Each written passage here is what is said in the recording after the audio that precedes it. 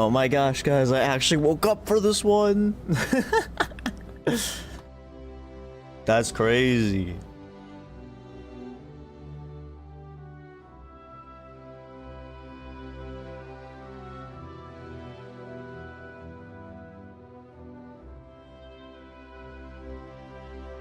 Ooh.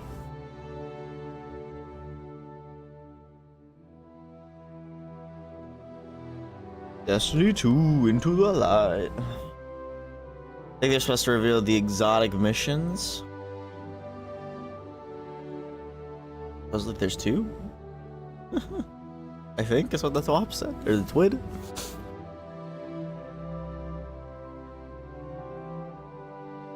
I'm so groggy, I just woke up.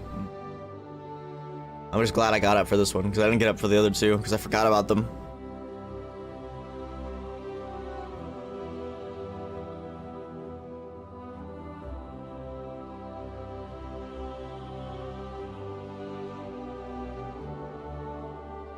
Wonder if they fix their audio if I'm gonna have to turn it up again. Fine, I've got voice meter over here to help me boost if I need to.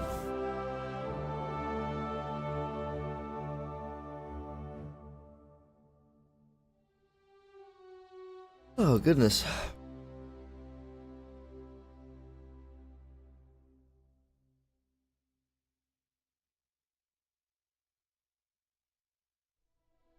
Get a little drink, it'll help me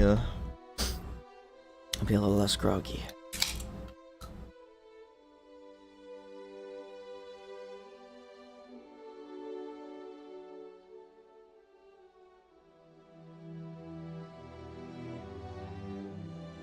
Oh, that is the spot. That is the spot. That morning dehydration hit hard, bro. Alright, here we go. Gotta be like any second now.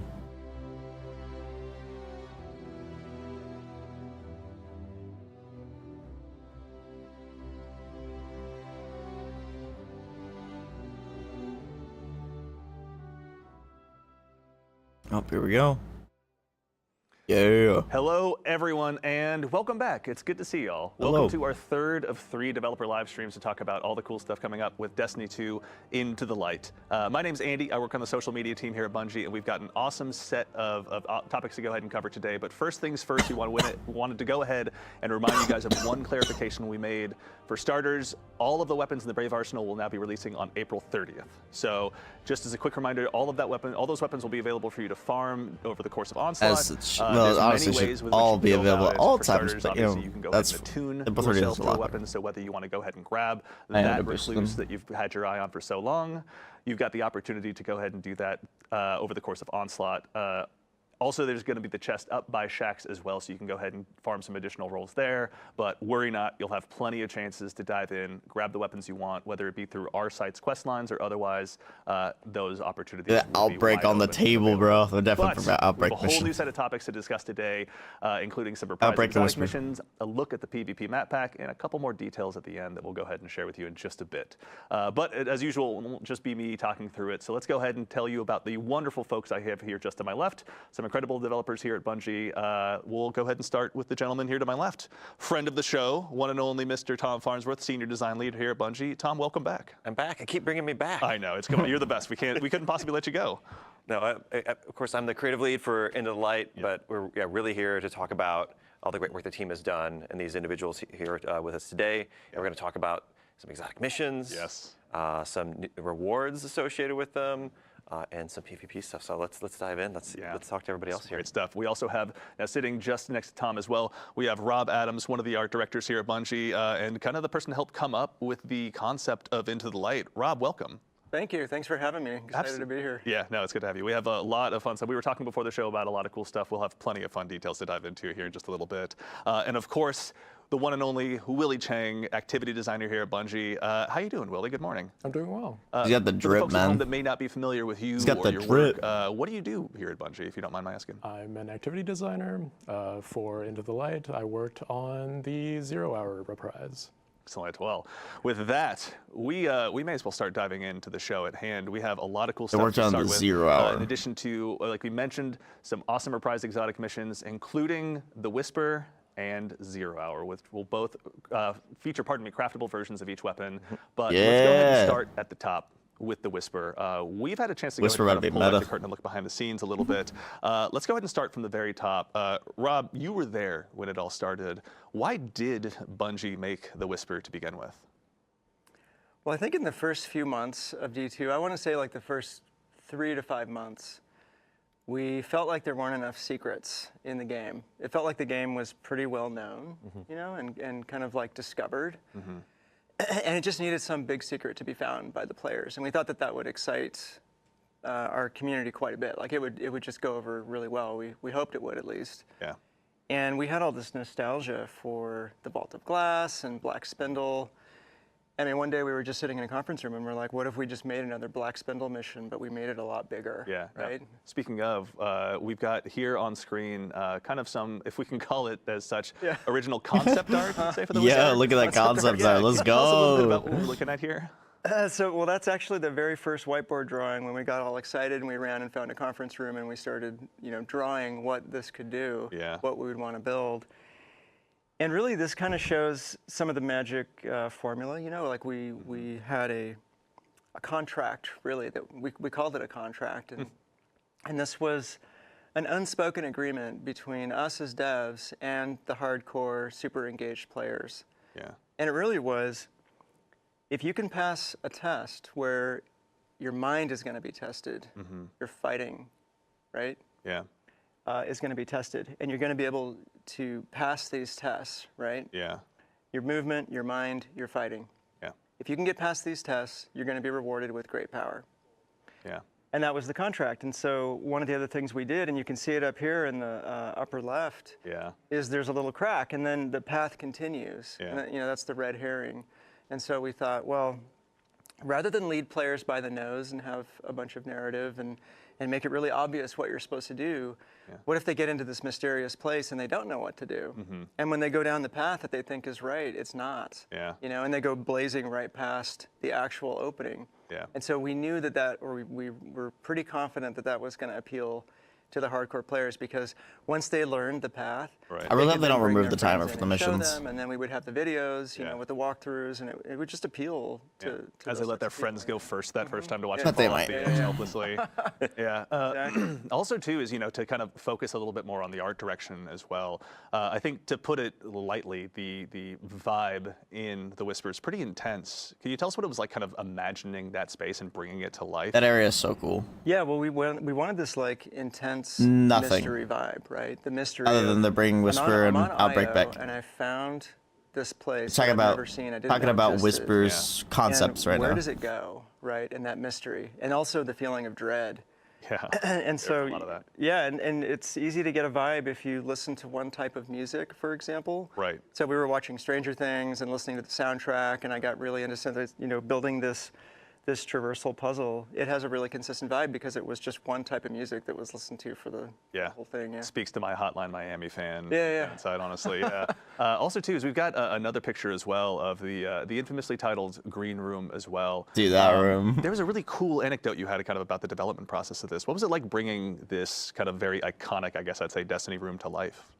Yeah, well, this is funny because there was this thing that we wanted to try, right? Make a room that has a trap in the center, that if you mess up, you end up going down the trap and you get punished for it. And when you get out, you end up back in the room. And it just happens again and again and again. And there's all these different ways that you try to find your way out of this room. Right. I don't remember the path exactly. The test was to make a tiny version of this, like 1/4 scale. And we brought it into the playtest lab. We had Cosmo and Dylan. We had a bunch of our testers and designers in there. And I just you go up the left and then I up waited the for far someone wall. to find There's a the hole in the hidden top right. shortcut, right? Like, what would happen what's going to happen when they find that hidden shortcut? Oh yeah, there was a And shortcut, so the first person huh? that found it, they just screamed and started laughing, and then everybody started finding it, and based on that reaction, we knew we had something good, and then it got scaled up into what you see here, and back to the vibe thing again. Yeah. I don't When this got remember, built, man. all I did was listen to Black Sabbath, the first 6 albums, like over and over. So it just has that really, really consistent vibe all the way through, and that's just a trick that the whole team uses to get a theme or a vibe to be consistent. We're going to go ahead also too and start jumping the activity so we can see this this vibe up close and personal as well. DMG gifted 10 tier 1 subs to the community as well. Really quickly too, off the top, Willie, when it comes to bringing these encounters forward, bringing them to the modern era of Destiny, what were some of the bigger challenges that you'd say you have to overcome in order to make sure that they were fitting for today's sandbox? Yeah, so sandbox-wise, players now. Okay, the timer's still there, but it's way longer. Before. People can clear entire rooms of ads from these activities alone. They were in their original state. Yeah. Just like extremely quickly. So you we had to shall drown beef up the number of combatants that are oh my God, they're actually cheating. Later on, I might talk they're cheating. About, additional tuning that I've done on them. Totally, yeah, we can They're come real back to that in a Destiny second, players. but, I think also garage. too, really quickly, back in the day, there was a very bespoke way of getting into the Whisper. You had kind of hang out on IO, wait for this mysterious portal to come up. Yep. But we've made some changes to that as well. I think you were mentioning before we hopped on the air. Oh yeah, I mean I was a victim of it, right? We had the public event with the RNG, and you had to wait for the right one. And one time I tried to take a coworker through on a Saturday, and we spent like 7 hours just trying to get a few runs because of the public event. And that it might just be for the Devstream too. The team was excited about having a new, benefactor, a new character. I think the timer was 20 minutes originally. So you'll be talking to Eris Morn. Eris Morn is going to tell you some really cool stuff. I don't want to give it away. Smart, yeah. But you're not going to have to deal with the frustrating trigger to get in anymore. Excellent. Oh, that's always good to hear. Giving a chance, especially if oh, what was that? Come back in here multiple times as they kind of build up their craftable exotics. Obviously a pretty key component. They made some jumps easier. I think it's worth mentioning that this has undergone more changes than just the combat Dusty Security's gonna be mad, bro. For the veteran players who are coming in here, folks like myself that have maybe kind of had a lot of this committed to memory, how have you gone ahead and made sure that it's fresh for those veteran Guardians out there? Yeah, well the goal was, how is this gonna be exactly what you just said, right? Like if I've played this 10, 15, 20 times, I've guided people through, maybe I've made a video about how to get through here. How's it going to speak to me, right? Like, what's going to be cool for me to go in and do it again? And that was the goal that the team had. And when we knew we were going to do this, I made my own list, right? Yeah. Like, I was like, we're going to change this, we're going to move that, and I was really excited about it. Yeah. So Tom was in this meeting. So I show up, and there's like 15, 20 people, and they presented this whole plan. And I had my list all ready to go, and I was going to wait. I was going to listen to all the proposal and everything, and then start giving ideas and stuff. And when they finally finished presenting this plan for how to update this thing, I just deleted my list because it was way bigger and way cooler than anything that I'd come up with. Moment. Yeah. It's just so neat to see like a fresh take on it. So if you think you know where the chests are, if you think you know where all the secrets are, if you think you know where all the surprises are, you don't, because they're different. All those old guides and all the old walkthroughs, they're going to have to be remade. Even though I'll just give one away. When you first get in, there's that first secret chest room on the right. Right. The anomaly has taken care of that. It's not there anymore. Anomaly has taken care of it. There's So more surprises. to the Steam guide writers, to the game facts writers, to the folks making their YouTube videos, a revision 2 is going to be in order sometime soon. That was close. Oh, yeah. By the sounds of it. Yeah. That's really exciting. Also, too, are there any other changes that you guys are particularly excited about when it not comes the far to this? right We're one going to move on anymore? to 0 Hour here in a little bit, but before we conclude our journey here, Willie, actually on your side, are there any changes in particular that you're excited about with this updated version? I'm excited about the way that the boss fight has changed for this activity. Interesting. Top right, by the way. All right. Well, we'll leave that to folks to go ahead and discover on their own when it comes to the launch date of the Whisper. But yes, this is a first look for the folks out there who are looking to go ahead and make sure that they're ready on day one to go ahead and add another craftable exotic into their collection. Obviously, the Whisper Perks is better going to be be there good. for you, but we don't want to spoil all of it. You'll have it in your hands soon enough. And also, some folks out there have already had a chance to play it, so we don't want to go ahead and uncover too many of the mysteries.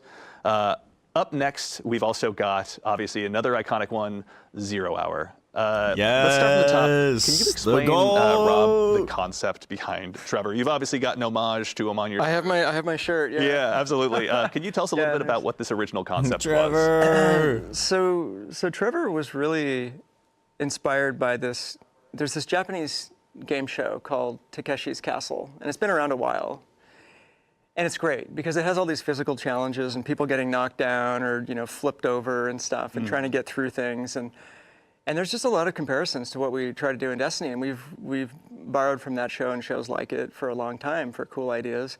And they have this one bit where the contestants try to get up this hill, and there's this big fake boulder that comes down the hill, right? And there's these little like side rooms, you know, like little pockets that they can try to get into. And so we were like, man, if we had something like that in the middle of this mission, that would be amazing, right? Like, and so we had this thing that we called, there it is. Yeah, we got some concept art up on now. So we had this thing that we called the hazard for a long time. The hazard is going to get you, right? And it's going to come down at you. And on the left, you can see the original whiteboard drawing of what this could look like. And there you see the hill with the slots. Yeah. We basically lifted off of Takeshi's castle. Yeah. And then that evolved into what we eventually made as a maze, right? And then there's the very first drawing of Trevor. And on the we're right, getting Whisper you can and see 0 Hour a back. concept art by one of our artists named Fan Gao. And when I looked at it, it had a bit of a vacuum cleaner look. You know, it didn't quite nail the fear. You know, which we might talk about in a second here. So then on the far right, you can see the centipede legs and the light and the final revision. That's pretty close to how Trevor ended up. Yeah, it definitely both the weapons are gonna be feels craftable. terrifyingly familiar in some ways, we'll say. And I, you know, kind of while we're on the legs, Good job, Tom. which brings up honestly another great example I'd love to touch on as well is, you know, as a guardian myself, we've felled gods, we've fought some of the most difficult battles in the universe, whether it's against our fellow guardian or the many foes that set foot inside the solar system. When it comes to Trevor in particular, it elicits a very primal, sincere fear. How did you guys kind of elicit that from players who have obviously conquered so much? Well, I think there's this like satisfaction from scaring people that's inherent in everybody. Like you've all scared somebody, I think, at some point. Why is that it's true? Super fun, right? So what could we do in Destiny to actually make people feel fear? And the team was super excited about how to try to tackle that problem. Because you're right? Like Guardians can just jump away and we kill everything and we're just gods. Invisible and dodge away. Yeah, exactly. To do it, yeah. So how do you scare our players in the game, right? So the first step was drop you in a maze. Yeah. There's something in there that you cannot kill. You can't jump up because the ceiling is just above your head, right? So those were the first three things. Gameplay's not final. This thing is faster than you. Yeah. So you know you're in there with something that you can't kill. I hope it's still that can 20 go minutes, faster bro. than you. And then of course we did the centipede bottom, which I have this particular phobia of centipedes. Like the fact that you took something that is such a fear and put it front and center, honestly, like it's commendable. I watched this video like a week ago where this dude takes a giant centipede and lets it bite him on the arm. Why would you do that to yourself? I don't know. I almost passed out like watching this video. So centipedes terrify me. And so I thought the bottom of this thing just has to be sideways centipede legs that are made out of metal and they just grind you up when it catches you. And then the final piece of the formula for this thing really was to put a super bright light on it that would shine as a shadowcaster across your, like past your body, so you can see your own shadow as you're trying to get away. Yeah. And honestly, like a lot of it was inspired by the anxiety that I feel, and I think folks on the team also felt when we talked about like the trope of a subway that's coming around the corner. Right. So you see that finite just clock running out in front of you. Yep. You see the light coming, and then you see the thing. Yeah. And so that really helped see the light. us figure out how to make this thing as freaky as possible. No Indiana Jones laying down on the tracks hoping for the best here. Yeah, no. Not a chance, no. Trevor's going to chew you up, honestly. So also, we found ourselves now, we're in the beginning stages here of the Whisper we can see on screen. Willie, we kind of touched on this briefly over the course of the Whisper, but can you tell us a little bit about what it was like sort of reinventing these combat spaces and these encounters for Guardians in the modern sandbox, especially those that are going to have the Brave arsenal available to them? Yeah, so just now you saw a brig in this encounter, which there wasn't one before. I think there's the desire to keep the soul of the activity, which is that, oh, there's time pressure on me to finish this activity quickly, and also I'm they hit the Windows key. Going up against powerful enemies that are trying to stop me from doing that.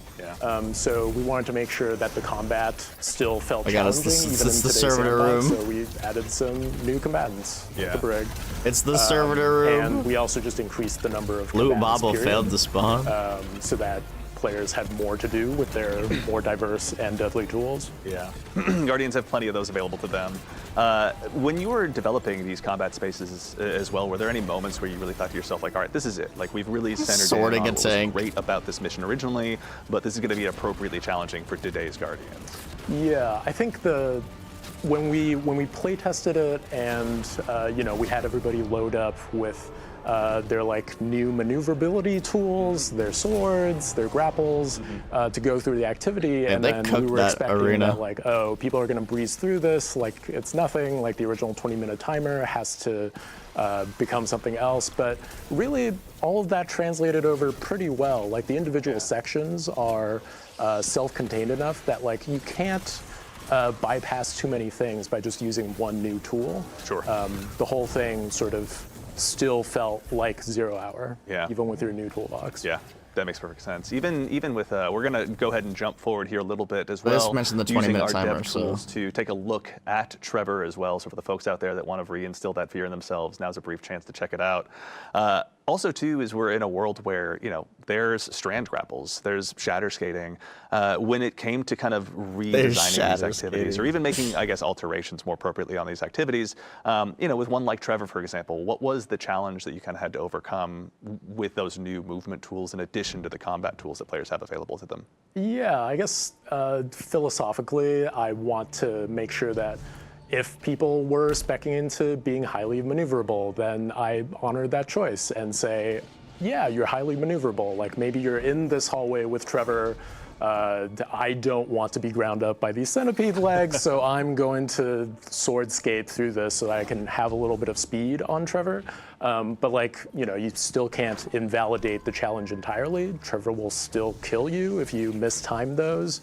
So they're just like different expressions of how you want to tackle these challenges, and none of those expressions like fully throw these challenges out the window. Yeah, actually, something too that I'm seeing pop up in chat here is the mention of the timer. So for starters, there's also, this is normal difficulty, and there's also legend, isn't that right? Yeah, Tom, can you tell us a little bit about like any updates to the timers in these missions as well? So, and Willie, feel free to have him correct me if I'm wrong, but on normal, it's 40 minutes because we want to give players a little bit extra time, especially if you're new. So that's 20 minutes on legend. Everyone would get in there and get the experience. But a lot of our kind of like quests, content, and secrets are in the legend version, which has a 20-minute timer. Yes. Yep. Okay. I'm okay with that. Thank you, chat.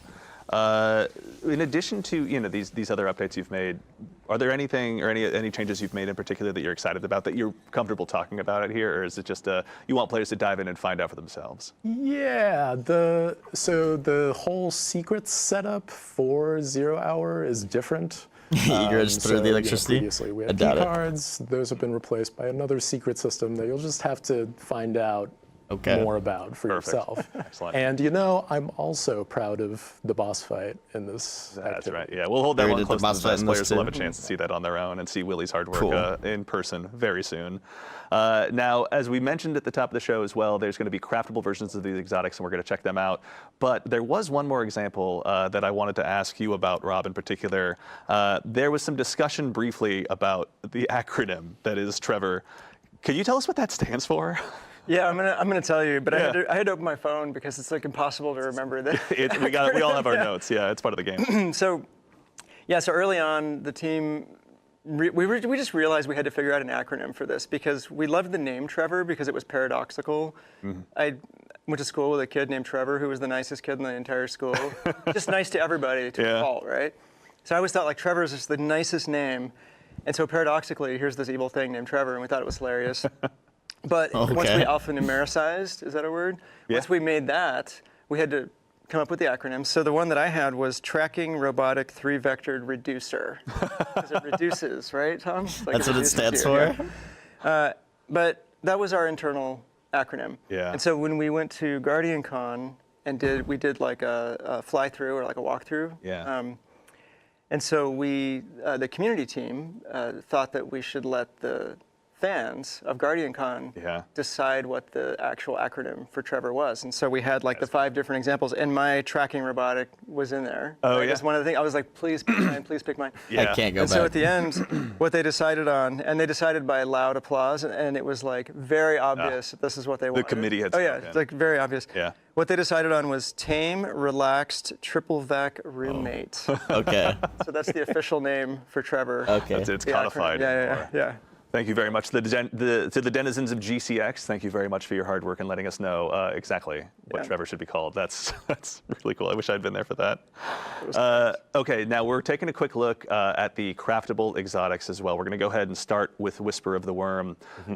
Tom, can you tell us a little bit about what players who are kind of going to go ahead and facilitate their own play style or want to build a Whisper all to their own? What are they going to have to look forward to with all this? Yeah, even before we get into the crafting, like I've got my notes here from Chris Proctor, so you're the man himself. Yeah, he's sitting on my shoulder, helping me out here, and we wanted to retain the fantasy of both these weapons, of both of Whisper and of Outbreak. And Whisper, it's a hard-hitting precision weapon where you're in the backfield. Like, and if you land your crits, you're rewarded, and you can sustain a ton of damage on a boss or enemies with a large critical area. Ogres will be felled. Ogres will be felled. The servitors. Don't stand a chance. Yeah. And then with Outbreak, it's the fantasy. Both of them with both these crafted weapons, they'll both have a craftable barrel, magazine, traits, and stock options. The barrel and magazine options will let you really push the stats around. So you'll be able to have a max stability Whisper if you want. Yeah. Which was really advantageous for a weapon that's about this hitting repeated critical hits. Certainly. In an area.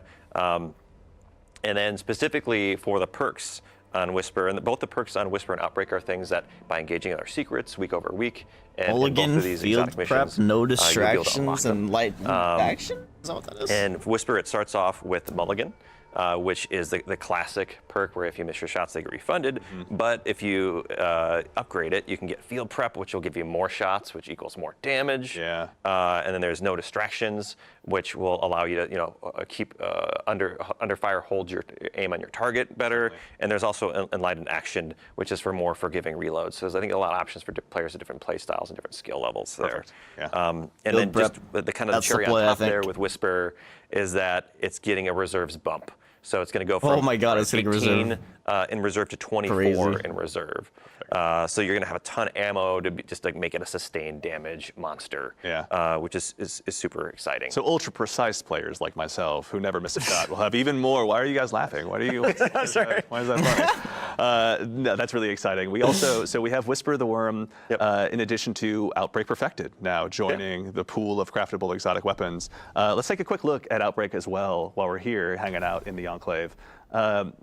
Tom, kind of, second verse, same as the first, same question. Can you tell us a little bit about some of the perks and updates that players will have available to them? I love Outbreak. With so their options to craft Outbreak Perfected? Yep, and so in addition to barrels and mags, it has its classic Outlaw perk is back. So you get your fast reloads on final blows, which works really well with Outbreak. It's all about also landing precision hits to either spawn nanites or kill enemies with spawn nanites and spread that Siva energy around. Spread the plague. And then the second one though that we're added here is Rapid Hit, which plays right. Yeah. So you land your precision shots. Rapid Hit, rewind rounds, or Head Seeker. Reloads. Then another new one is rewind rounds. It's hard for me to say. Fast, Try it out. Yeah. Which refills your reserves from to minimize your reload. So if you're hitting shots, you're just going to keep getting more ammo, which is really kind of interesting. Perpetual motion machine, no perpetual death machine. So it's do you want the reloads, or you just want to keep shooting? Yeah. And then there's also a Head Seeker, which I think maybe for PvP or for certain play styles where you're. Is Outbreak going to be decent in PvP? On your critical shots, that's something to think about as well. I think it's a laser beam. So in terms of catalysts, if you already have them, you're golden. You can craft those. If you don't, play the legend version of Whisper and 0 Hour, and you'll have a chance to get them. Very cool. So that's sweet. So there. the catalyst, and then, as I get mentioned, them again. for unlocking these new intrinsic perks that you can slot in, there'll be like a 3-week mini quest line that rolls into the secrets for each of these. And Whisper is coming at launch with Into the Light. Exciting. And 0 Hour is coming in May. Perfect. Okay. So be a chance to go ahead and sink your teeth into 0 Hour for a while before you go ahead and change your attention the exotic start unlocking missions. another one of the storied exotics of old.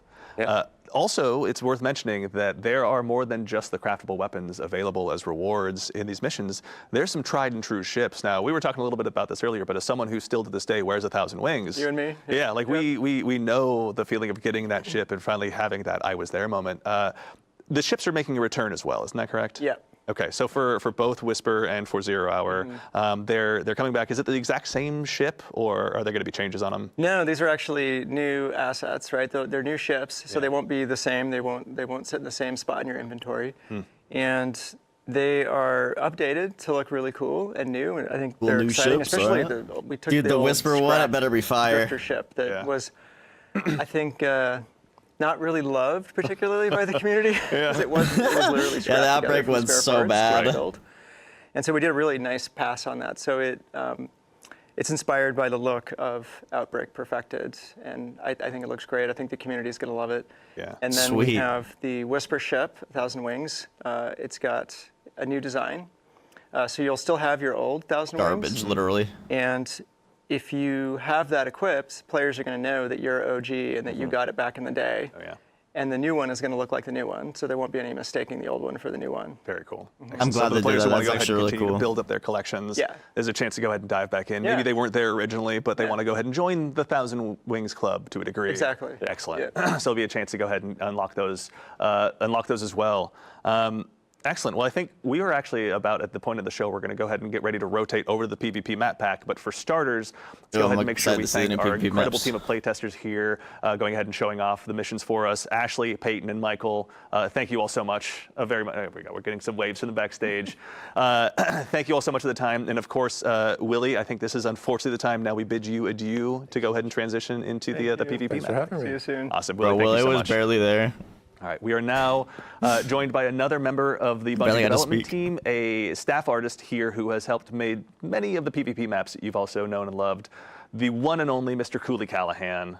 Cooley, welcome to the show, man. Guys, how's it going? Good to see you. Thanks for having me here. Absolutely, it's been so long. Yeah, it has. It's been a minute. Look at us, right? Who would've thought? Yeah. That's full circle. Yeah. Now, we were talking a little bit before the show about Cooley. I'm going to go ahead and do us all a favor and put Cooley on the spot to a degree. Rob, we were talking a bit about Cooley's history. We were. Here. Can you tell us a little bit about the man sitting just to your left, the contributions he's made to the PvP pantheon? Yeah, well, one of the things that was really important for us was to make sure that the strike team was stacked, that we had the best designers on the strike team. And so Cooley Well, I is gotta say, I've certainly already one of seen those. massive He's improvements to the Crucible since they 6-year made that veteran strike of the team. PvP team who shipped over 11 maps. Yeah. A lot of them are fan favorites, and I'm not going to steal any more of Cooley's thunder. I'll just let him talk about some of that. Yeah, it's not everyone's a banger. I mean, there's definitely some maps that people would want some words with me. But I We'll think, save that for later. But what are some of the just bangers? The come one find on me. the fucking It's, Throne World. I think, Burning Shrine, Yeah. which is now Burnout, it's such a classic map. It's a Trials favorite. And then Midtown is another map that turned out really well. We built that for Countdown, but I was just chatting with another Destiny fan at the dog park the other day, talking about how well that dog map park? supports all of the different engagement ranges, which is definitely something that we try to do. We try to create places for players to use their favorite tools. Yeah.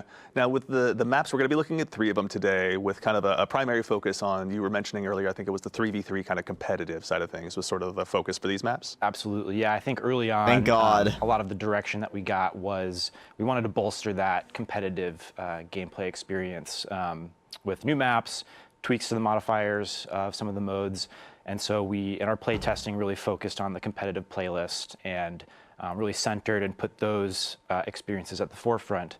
And then, all Destiny maps, can suit a variety of modes. So we also made sure they worked elsewhere. But for the most part, we really did want to provide new experiences and just breathe a little bit of new life into the higher, maybe a little bit sweatier gameplay. So weird how you were staring directly at me when you said sweaty, but that's fine. We'll let it go for now. Actually, briefly too on that topic before we kind of go into the guided tour of these maps. Having had so much time to sort of be a part of building the tapestry that so much of our PvP happens on, what were some of the key lessons that you've kind of taken away from having built those maps and seen them go through everything from trials to quick play and bringing forward those lessons into these maps? Yeah, I think one thing that is always at the forefront of our minds is, trying to strike that balance between, providing the playground for players to express themselves and express their Guardian and their play style. So a lot of verticality, a lot of movement, and then balancing that with making sure players understand where they're getting shot from, and creating a satisfying PvP engagement that doesn't leave players, cursing the map or, feeling like they don't understand why they died. So we want to make sure that players have, we want to provide a choice for players that's always available to them to riff and to work with their team to use the map to their advantage. So it's a balancing like a complex gameplay space that allows a lot of movement and freedom without opening it up so much that you're not understanding like, geez, I can get shot from so many different places. Certainly. So we really it's a little bit of back and forth. We'll open it up. We'll try some things. Yeah. Especially this time around, we tried some stuff and got into the weeds a little bit. Yeah. But I think that's all part of the discovery process of finding the gameplay that we want to create. And so we go a little further, maybe too far in the openness and Swiss cheese, and then we bring it back and make it a little bit more focused and really dial in the engagements that we want. That's awesome. I mean, speaking of getting in the weeds, there's no time like the present. Shall we go ahead and dive on in? Absolutely. Excellent. Cool. Diving on in. All right, we got the first of 3 maps to go ahead and show off. This is the we have one on Europa, one on Neomuna, and then one on one of the pyramid ships in Essence, I believe is the name of the location. So this is the first one. This is here on Europa. Cooley, can you tell us a little bit about what we're seeing here today, or where we are? Yes. So this map is called Eventide Labs, and this is a long-forgotten human colony research outpost on Europa. 5 minutes left. And Keep it up. it just so happens that Aramis has chosen this location as a refueling station for her catch. So here you'll see, perched just above the horizon is her catch in the skybox with, it's getting hooked up, and we have a servitor over here that's hooked up to the catch to provide that ether that the Elixni need. And so we really wanted to situate the maps in the universe and, draw on that deep Destiny lore. But yeah, we definitely have a presence of Fallen here. Definitely going to be a point there. Abandoned human, ice-encrusted structures of the past, which has been a really fun environment to work on. We definitely want to bring in as many new palettes as possible because, there's so much great environment art content. The palettes are really cool, and we want to use those in PvP wherever we can, just to, the different palettes have different character that leads to different gameplay spaces. Also, when it comes to kind of finding these maps of place in the world, Rob, having kind of looking at through an artistic lens, what were some of the challenges or even kind of exciting opportunities potentially of finding, new places for these maps to live in the more modern era of Destiny that we've been experiencing more recently?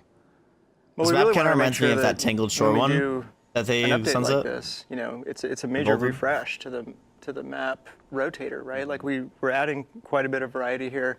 We wanted to make sure that we had 3 distinctly different places and places that players hadn't seen a bunch of times. So fortunately, we had these available to us, and I'm looking at it again now. I mean, I'm not getting sick of looking at this. The team does such a good job. It's gorgeous. This is, one of the cool things it's actually is a how really purposeful beautiful everything map. feels in the world. The art team always pushes it so far where it really feels like you're walking into a truly recently defined human colony or whatever the case may be. Yeah, and the frozen world of Europa, I mean, they all have their advantages for PvP, but the frozen ice walls of Europa are just perfect for multiplayer, and I'm sure Cooley's going to talk about this a bunch. Yeah, actually, also too, Cooley, if you wouldn't mind, as people who have heard me talk too much about Destiny PvP would know, Dead Man's Tale and I get along a lot.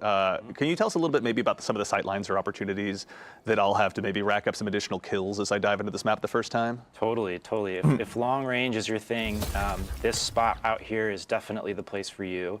I knew there was a point There's there. one spawn that happens for one team over by C and then one over by A. And so in these competitive modes, if you've got an objective out here, this sightline is really important to lock down. So this is a spot where you're going to have 2 teams poking, and peeking each other, and then rushing over here to try to get to this zone and lock it down. And if you're rolling with that long range kit, you can hang back and sort of lock down this airspace here so that you can provide cover and maybe support your team from being harassed down on this point.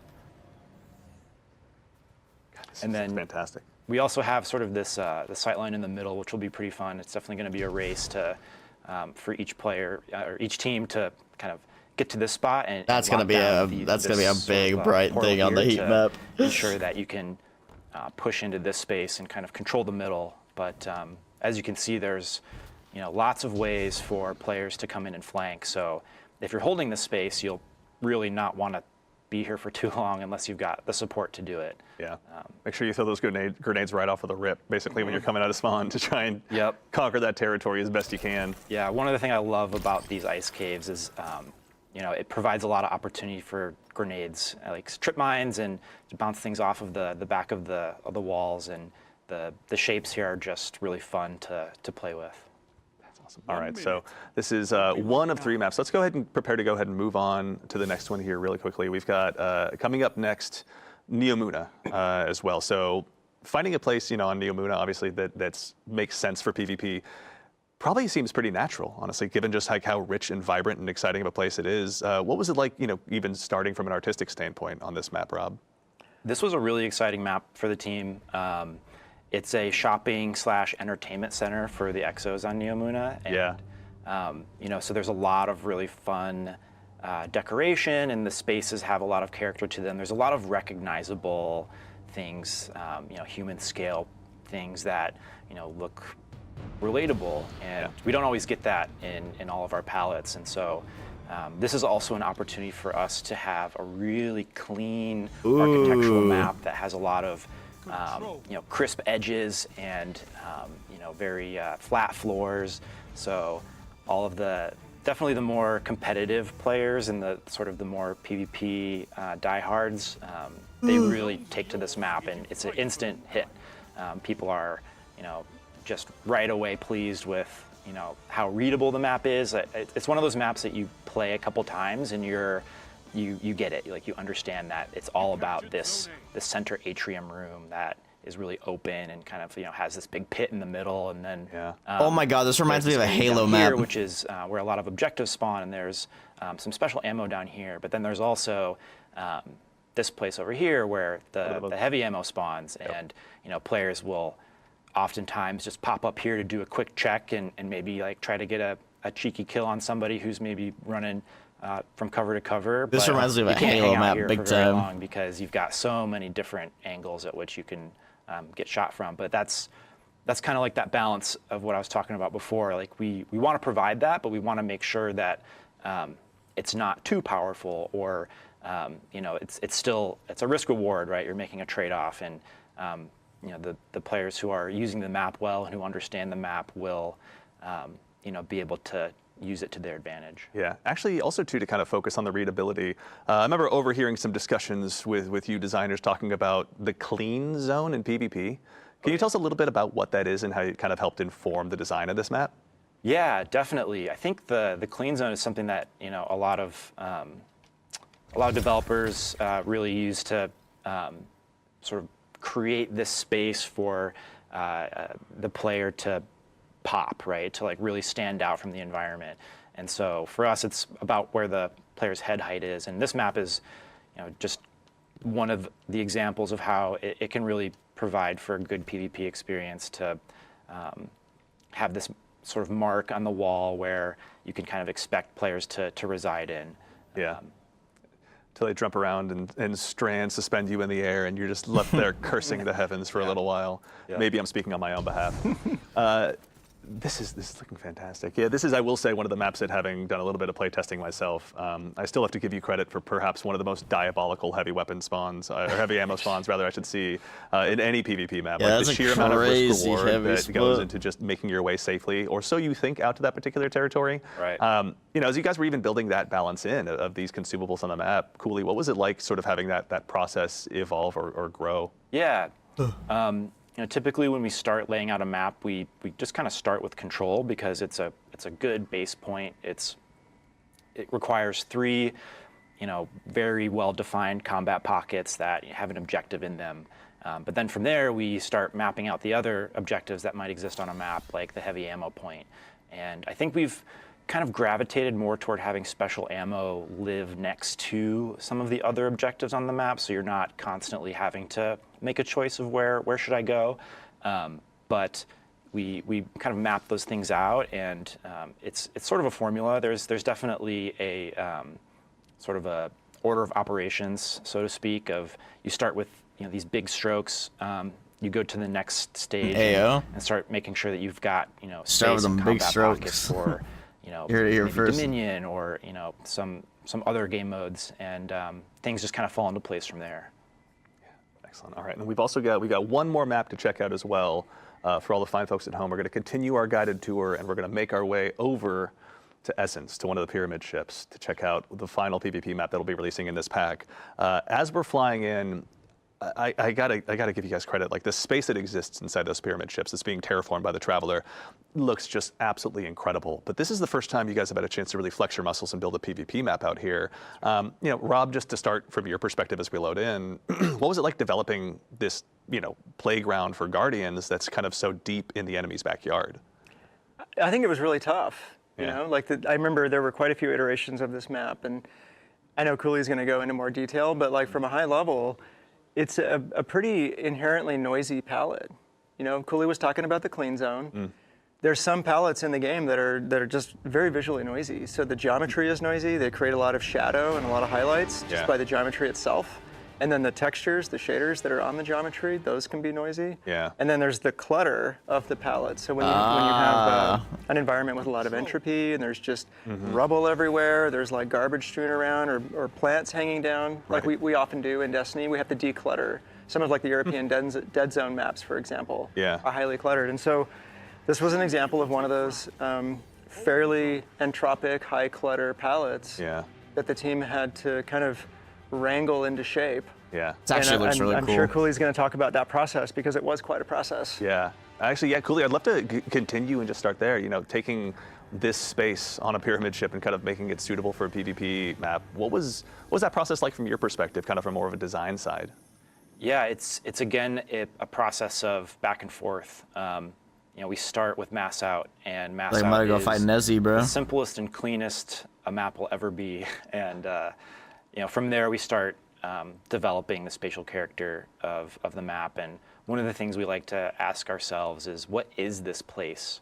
And even with a more abstract palette like the Essence ship, it's worth asking that question because we can leverage spatial archetypes that just kind of like naturally resonate with people. So like here we have, in this map, we have sort of these dueling huts, or these dueling ziggurats, and inside of them is this artifact or shrine. So maybe this is maybe this part of the ship is a collection of mysterious artifacts that the Witness has collected. And so we lean on those things to give a little bit of rhyme and reason to a space that otherwise is completely abstract.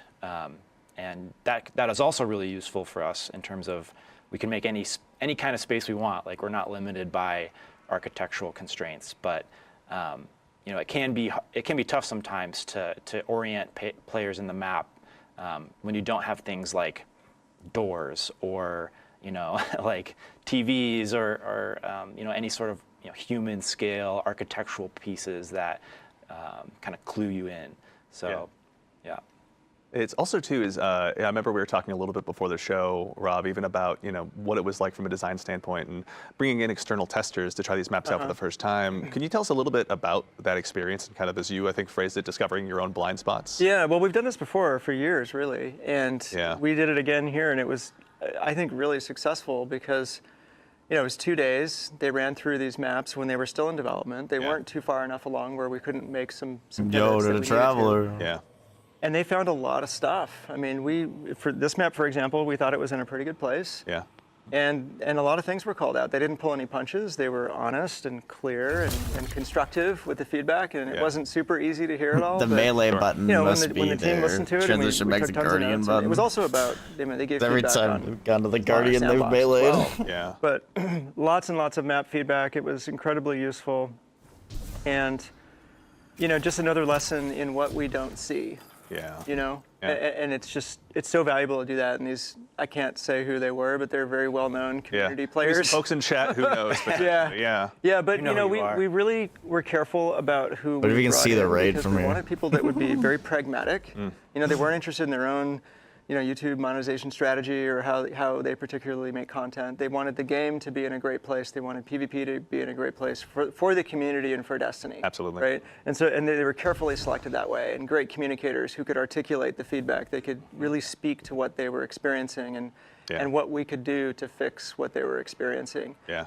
And man, I'd like Cooley can probably say what he thinks about it too. But I was just blown away by how valuable that was, and we definitely want to keep doing that. Certainly, yeah. Cooley, can you tell us a little bit more about that experience on your side as well? Totally. I mean, it's so fun to those are some of my favorite moments when we can get a bunch of super fans from the community in and show them work in progress stuff, and they can actually give us real actionable feedback that we take back to our desks and talk about it, and we discuss how can we sort of take their feedback and move forward.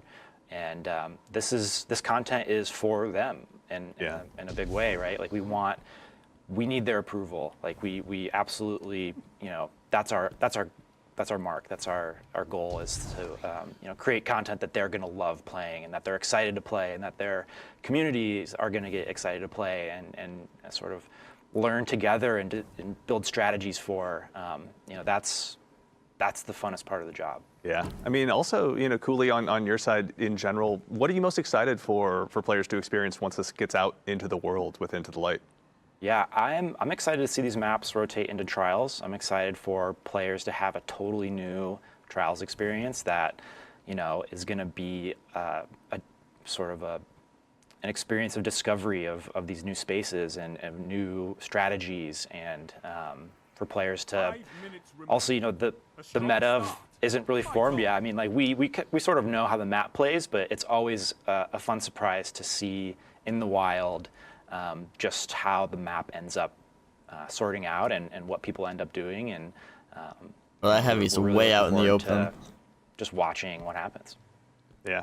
I mean, I count myself among the many that are excited to go ahead and dive on in, having more playgrounds to go ahead and dive on in on trials, no matter what the case is, to maybe try and go ahead and actually get some more competitive rank. Cooley, thank you so much for taking the time to walk us through these today. We really appreciate it. Anytime, my pleasure.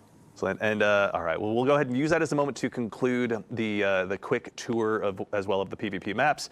We got a quick question from chat from Jacosor asking about, are we going to get a playlister mode? It'll be just these new maps during Into the Light. And the answer is yes. When they launch on May 7th, we'll have a 3v3 playlist to go ahead and talk just about these items. I'd rather let you play just those maps. Rather, we're talking about them today. They're all going to be playing them very shortly. All right, well, that so far wraps up the first two segments of our show. But we've got, as I mentioned at the top, a few more announcements for you as well. So you may have heard us mention the word Pantheon in the TWID last week. Oh, yes, or Pantheon. even on a show here last week potentially as well.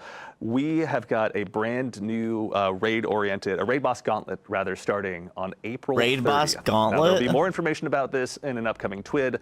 You'll have more details to dig into shortly, but you will have the Pantheon coming up, where you'll have an opportunity to face grueling raid bosses in a weekly challenge with escalating difficulties and rewards. Now, this is a chance for you to go ahead and rally your clan or the perfect fire team with Fireteam Finder, if you're able to track them down, to go ahead and track down those exotics, adept weapons, any emblems you may not have gotten your hands on. But we have more details for that in the coming weeks. Keep an eye on the TWID. Cosmo and the community team, thank you for your hard work putting that together. Two, when you dive on in on April 9th, actually, rather, before we get there, I'm sorry, we will have the opportunity to also, you'll have the opportunity to get a title through your course of Into the Light as well. So if you dive on in, go ahead and unlock all the triumphs associated with the seal, you'll be able to march into the final shape with a brand new title, Brave, as well. So make sure, go ahead and get those big challenges bit off, so that way you can handle them as early as you possibly can and let the witness know that you're on the way. And we have three really, really cool things hitting on April 9th when Into the Light launches. The first one is, if you're a new player, you got a buddy who's just jumping into the game for the first time, and you'd rather not hang out with Shahan and the Cosmodrome, then you have an opportunity to go ahead and just join the front lines. You can skip the New Light campaign, give Shahan maybe a high five on the way out, ask him for a weekly bounty when you're back later, but you have a chance to go ahead and meet up with your friends, head to the Hall of Champions, Asher, I don't think would be considered a new player. So choose, and get ready for battle alongside them. So you'll be able to go ahead and grab some of these new light kits as well, depending on what your subclass of choice is out of the gate. But your barriers to dive in with your friends have never been lower. There'll be a chance to go ahead and dive on into everything you're seeing with the light here. Also, we have a couple more things. We have some questions in chat about this as well from Itzepski and Atlas Live TV. But On 4.9, you'll have the opportunity to also change the way your character looks. So you'll be able to go ahead and change your hair if you doesn't like your haircut. If you want to go ahead and change your face paint, if you want to go ahead and risk it to be one of those Guardians who goes helmetless in the tower, I'm not sure if I'm brave enough, but I know many of you are, your chance will be arriving very soon with Into the Light. And there will also be an opportunity to change your name. So Guardian 4681 out there. With the launch of Into the Light, we're also going to give you one more name change token. If you already have yours sitting around, I believe you have 2, but our friends in DPS will be able to answer that question for you. But you'll have that chance as well once Into the Light launches.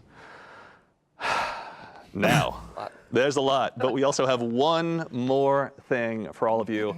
Next week, we're going to be joining you again for a special developer preview of some gameplay for Destiny 2: The Final Shape. Yes! It'll be here, wherever you're watching live, you'll be able to go ahead and watch it on April 9th at 9:30 a.m. Pacific. Where you'll get a chance to basically, again, get a look behind the scenes as the developers have been hard at work for some cool stuff that you are definitely not going to want to miss. And over the course of that show, Twitch drops will be live. So there'll be another emblem, which you can see here live on the screen, that'll be available after about 15 minutes of view time. If you haven't gone ahead and also unlocked the emblems that you got as a result of this show or that we're having available during the Into the Light streams, then you have a chance to go ahead and spend some more time unlocking those as well. But that does it. For starters, to all of you Guardians out there in chat, thank you so much for taking the time to join us. We're thrilled about what we've been able to show off and thrilled about what the team's been working on for Into the Light. So thank you for taking the time to join us.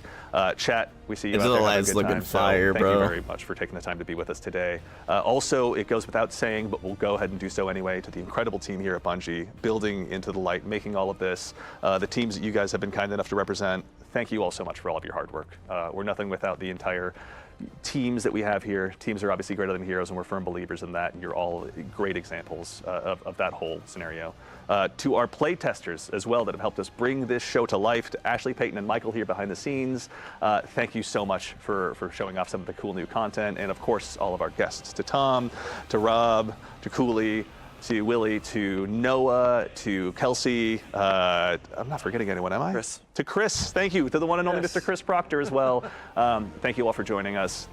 And now that is about it. So we're going to keep the stream here live until about 11:30, I believe, so you can go ahead and get a little bit more time racking up the last bits of those emblems. But in the meantime, that's it for all of us here at Bungie. Oh, also, I'm sorry, to the team of producers here, everyone here that makes this show possible, they have the challenge of making me look good on camera, so obviously their work is cut out for them. Thank you all so much for helping bring this show to life. And now, finally, we're going to go ahead and sign off, and reminder, Into the Light launches next week. But in the meantime, take care of yourselves, take care of each other, and we'll see you all Starside. Nice. All right, well now we got another stream to look forward to next week.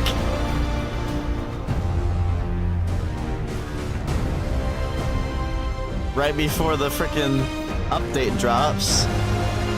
So I think the update drops at 10.